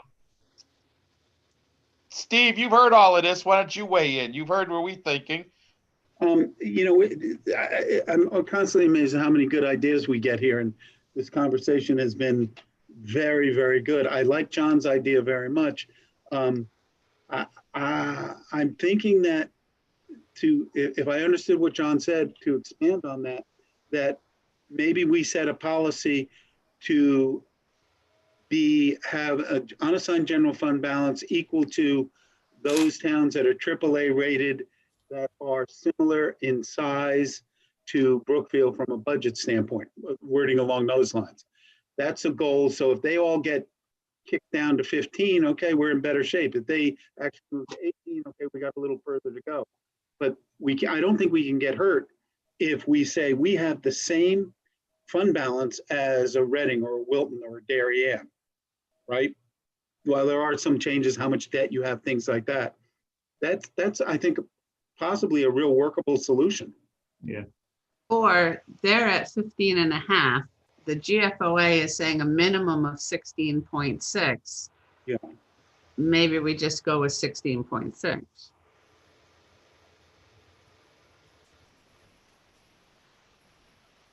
I mean, that's just coincidence right now. I mean, who knows if that's.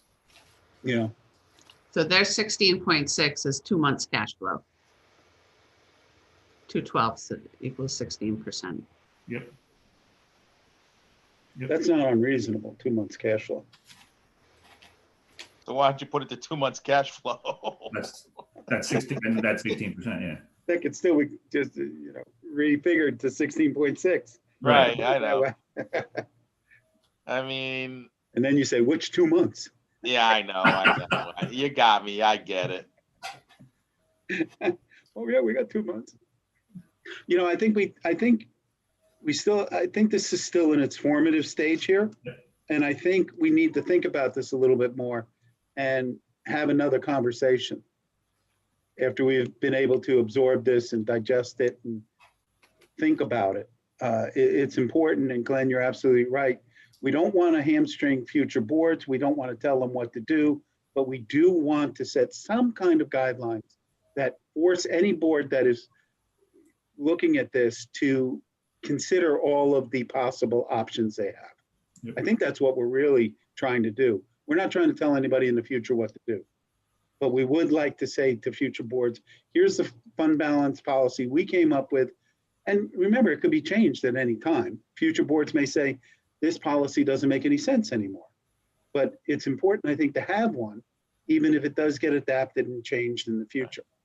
And I think it's important to have a structure so that they know how to look at it. If I had said, hey, Eileen, could you make up a fund balance policy? Where would you start? I don't want you to answer that. I was just picking the name. No, I appreciate it. So it kind of gives them, oh, these are the things that we should be looking about, and these are the things that we should be thinking about. Yeah. So the real basis is what we're stuck on is the percentage of the that we put in at the front end and the target goal on the back end. Those are the two major sticking points, correct? Yes. Yeah, I would agree. I have a third question. This is more of a question. If we're done, I mean, we're summarizing now, but I wanted to another point in there that I flagged, and that is, if I read it correctly, prohibiting the use of non-lapsing funds specifically for the Board of Ed forever? Until we get, not forever, because to me, the reason I put that in there is it didn't make sense to take what we're trying to do and just carve it out for one department. Mm-hmm. That we're doing the same thing as a non-lapsing fund would do, except we're not limiting that it has to be used at the Board of Ed. That was my thinking on that. I'm just worried about the unintended consequences of that. Yeah, good point. So they could use whatever we carve out. So if we had an underage on the town side, they have more money that they could ask for. I wanted to just set it. The reason I put it in at all is just to set expectations that we're trying to get the fund balance up. We've got this full pot for everybody, and they might need more than what they've contributed. They might need less than what they've contributed, but again, keep it more open. That was my thinking. Yep. I guess from my thoughts on the non-lapsing fund is, especially in these times where, number one, we've brought them down to a pretty lean budget with, hold on. Sorry, background noise. So we have the non-lapsing fund has helped them out in a couple of situations with the special education costs and everything. And sometimes costs get deferred to the next year, especially, when the priority is on students versus, books, and they drag out another year on the books. So I don't know that eliminating the non-lapsing fund is something, where we've really tightened the budget a lot, where with that, they don't have to ask us as an appropriation from the contingency fund. So I'd be a little hesitant to take that out. So this right here is assuming that, that this is what would happen in the future. Part of the surplus, the annual surplus, is their money, is their non-lapsing fund. Part of it is our equivalent to the non-lapsing fund. That's what makes this up. And so we're just taking, and so if they needed the full 476, then we've got the full 476. They could have access to whatever they needed, not just what their portion of the contribution.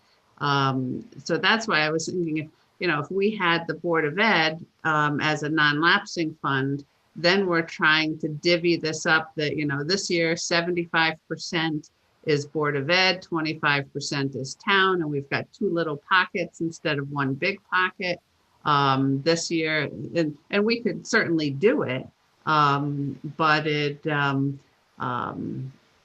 I wanted to set expectations, and also they've been using 100% of their non-lapsing fund. That and this policy says only half. And maybe the thing to do is to increase this so it doesn't cap at 1%. I used 1% because that's what we need. That's what we can spend before we have to go to a referendum, I think. Right. Eileen, I'm going to ask a question and maybe that'll answer yours. Is under the current environment, the way that Marcia is working with Ken right now, and the way Steve and you have been involved as well, is that unassigned fund as important as it was in prior years? Maybe not. I mean, it's really where we've given this, but we guaranteed that costs that were COVID related or the special ed stuff where we took out that contingency, we would be covered. Maybe it's a non-issue, but I don't know. I'm just a little more hesitant about taking that out. Oh, I know you are, and I appreciate that aspect of it, but I'm just saying, as we've moved forward, I think that unassigned fund has become less important because the Board of Ed is trusting with you and Steve and Marcia as a group that we're going to do this. Would it force the boards to work closer together if we left that statement in there to make it work? That's all. It might. I mean, I guess, but then back to Mark's point is that we may not be the same board in the coming years, so we don't know who. I appreciate that, but I'm as hard as they come. I mean, so if it's working now, it should work going forward, for crying out loud. I actually understand what you're saying, Eileen, but I think as we get tighter financially as a group, the policy would have more legs and get us to our next goal. Sure. I don't know. I don't have an answer. I'm just saying from. Yeah.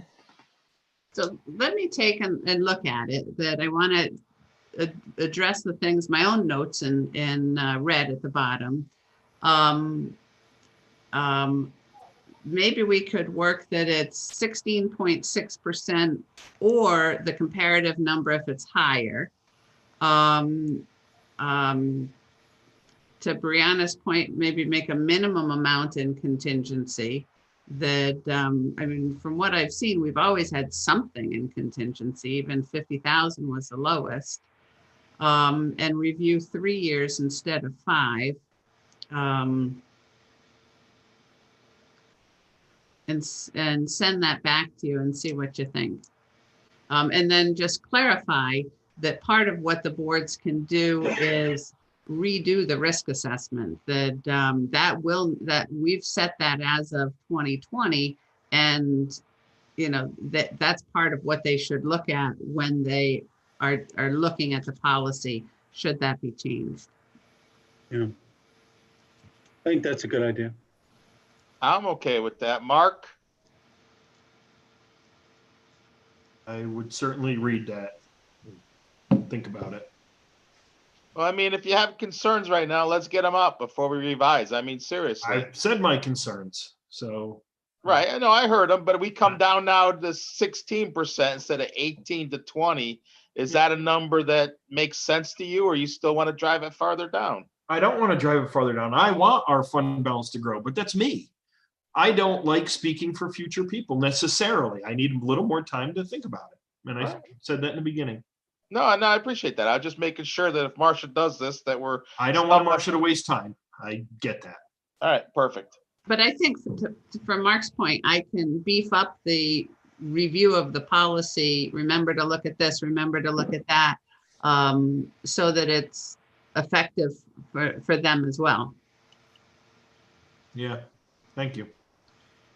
Dan, anything to add? No, I think this is a great discussion. I'm looking forward to seeing the revisions. Eileen? I'm good. Brianna? All set. John, since you were involved in this discussion, you want to add in? No, sir. Thank you. Steve, you want to add in? No, I'm good. Marcia, you heard us all, right? So we're good to go? I've been writing it down. Perfect. All right, on to the next. Any other items to come before the board? Hearing none. Public comment. Did anyone come in?